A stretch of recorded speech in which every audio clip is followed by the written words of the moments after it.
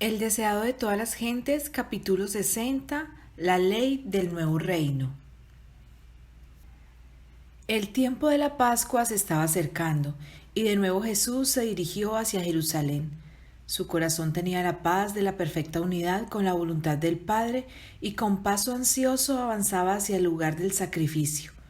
Pero un sentimiento de misterio, de duda y temor sobrecogía a los discípulos.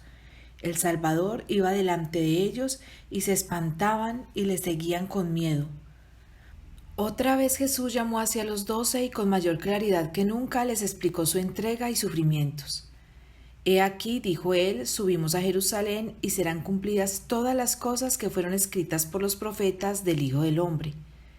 Porque será entregado a las gentes y será escarnecido, e injuriado y escupido, y después que le hubieren azotado, le matarán, mas al tercer día resucitará.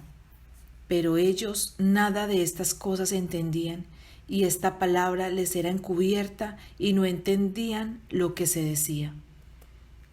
¿No habían proclamado poco antes por doquiera el reino de los cielos se ha acercado?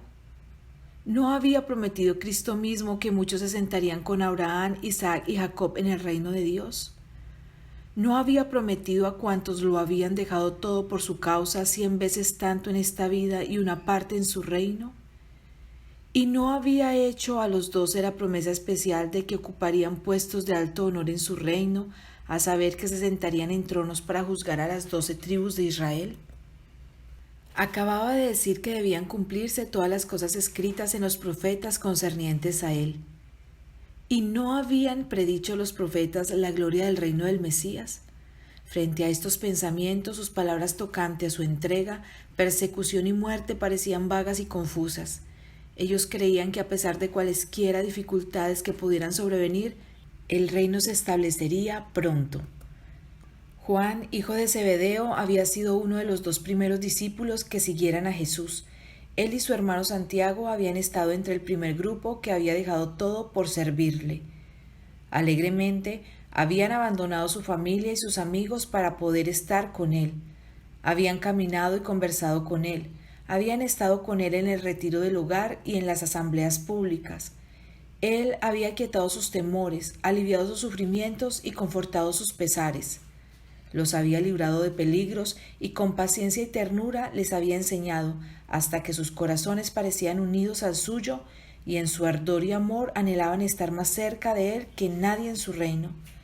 En toda oportunidad posible, Juan se situaba junto al Salvador y Santiago anhelaba ser honrado con una estrecha relación con él.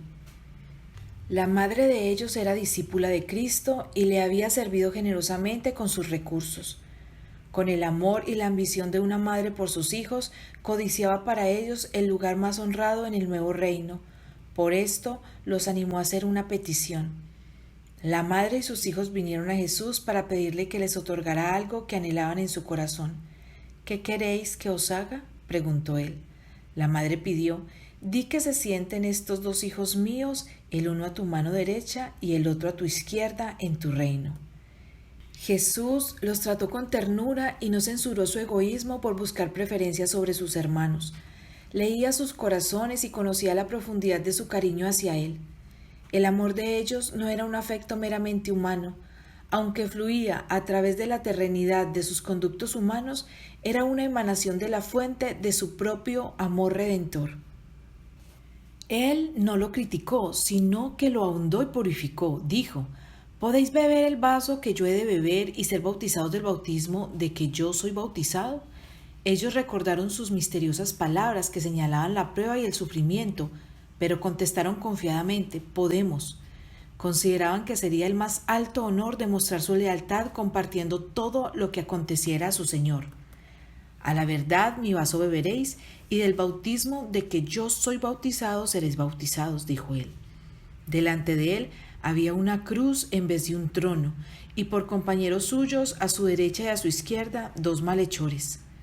Juan y Santiago tuvieron que participar de los sufrimientos con su maestro. Uno fue el primero de los hermanos que pereció a espada. El otro, el que por más tiempo hubo de soportar trabajos, vituperio y persecución. Mas el sentaros a mi mano derecha y a mi izquierda, continuó Jesús, no es mío darlo, sino a aquellos para quienes está aparejado de mi Padre. En el reino de los cielos no se alcanza la posición por favoritismo, no se la gana ni se la recibe como un regalo arbitrario, es el resultado del carácter. La corona y el trono son las prendas de una condición alcanzada, son las arras de la victoria sobre sí mismo por medio de nuestro Señor Jesucristo. Largo tiempo después, cuando se había unido en simpatía con Cristo por la participación de sus sufrimientos, el Señor le reveló a Juan cuál es la condición de la proximidad en su reino. Al que venciere, dijo Cristo, yo le daré que se siente conmigo en mi trono, así como yo he vencido y me he sentado con mi Padre en su trono. Al que venciere, yo le haré columna en el templo de mi Dios, y nunca más saldrá fuera, y escribiré sobre él el nombre de mi Dios y mi nombre nuevo. El apóstol Pablo escribió, porque yo ya estoy para ser ofrecido, y el tiempo de mi partida está cercano. He peleado la buena batalla, he acabado la carrera, he guardado la fe. Por lo demás, me está guardada la corona de justicia, la cual me dará el Señor, juez justo, en aquel día. El que estará más cerca de Cristo será el que en la tierra haya bebido más hondamente del espíritu de su amor desinteresado. Amor que no hace sin razón, no se ensancha, no busca lo suyo, no se irrita, no piensa el mal. Amor que mueve al discípulo como movía el Señor a dar todo, a vivir, trabajar y sacrificarse aún hasta la muerte para la salvación de la humanidad. Este espíritu se puso de manifiesto en la vida de Pablo. Él dijo, porque para mí el vivir es Cristo, porque su vida revelaba a Cristo ante los hombres, y el morir es ganancia, ganancia para Cristo. La muerte misma pondría de manifiesto el poder de su gracia y ganaría almas para Él. Será engrandecido Cristo en mi cuerpo, dijo él, o por vida o por muerte.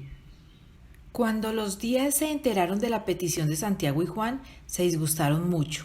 El puesto más alto en el reino era precisamente lo que cada uno estaba buscando para sí mismo, y se enojaron porque los 2 discípulos habían obtenido una aparente ventaja sobre ellos.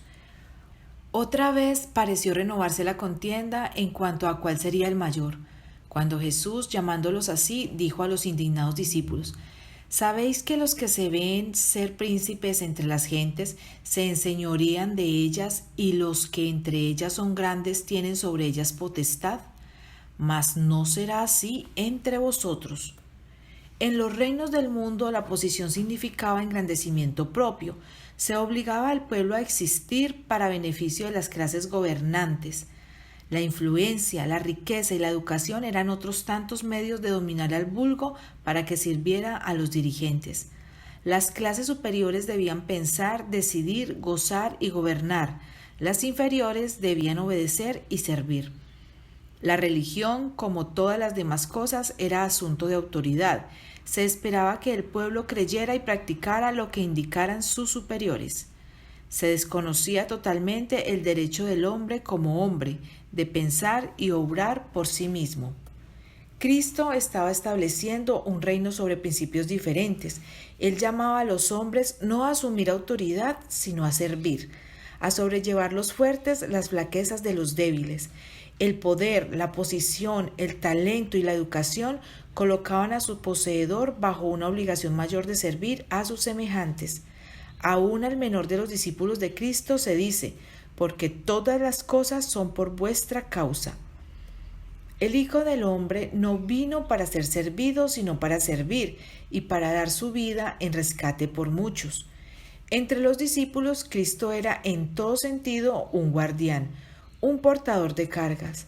Él compartía su pobreza, practicaba la abnegación personal en beneficio de ellos, iba delante de ellos para allanar los lugares más difíciles y pronto iba a consumar su obra en la tierra entregando su vida. El principio por el cual Cristo se regía debe regir a los miembros de la Iglesia, la cual es su cuerpo. El plan y fundamento de la salvación es el amor.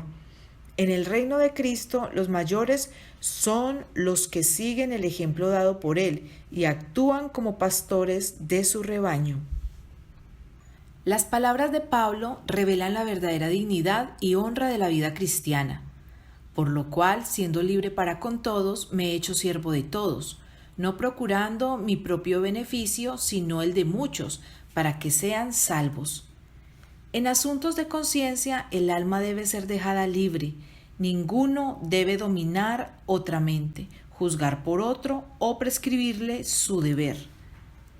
Dios da a cada alma libertad para pensar y seguir sus propias convicciones, de manera que cada uno de nosotros dará a Dios razón de sí. Ninguno tiene el derecho de fundir su propia individualidad en la de otro. En todos los asuntos en que hay principios en juego, cada uno esté asegurado en su ánimo. En el reino de Cristo no hay opresión señoril ni imposición de costumbres. Los ángeles del cielo no vienen a la tierra para mandar y exigir homenaje, sino como mensajeros de misericordia, para cooperar con los hombres en la elevación de la humanidad. Los principios y las palabras mismas de la enseñanza del Salvador, en su divina hermosura, permanecieron en la memoria del discípulo amado. En sus últimos días, el pensamiento central del testimonio de Juan a las iglesias era: porque este es el mensaje que habéis oído desde el principio, que nos amemos unos a otros. En esto hemos conocido el amor, porque Él puso su vida por nosotros. También nosotros debemos poner nuestras vidas por los hermanos. Tal era el espíritu que animaba a la iglesia primitiva. Después del derramamiento del Espíritu Santo, la multitud de los que habían creído era de un corazón y un alma, y ninguno decía hacer suyo algo de lo que poseía, mas todas las cosas les eran comunes. Ningún necesitado había entre ellos, y los apóstoles daban testimonio de la resurrección del Señor Jesús con gran esfuerzo, y gran gracia era en todos ellos.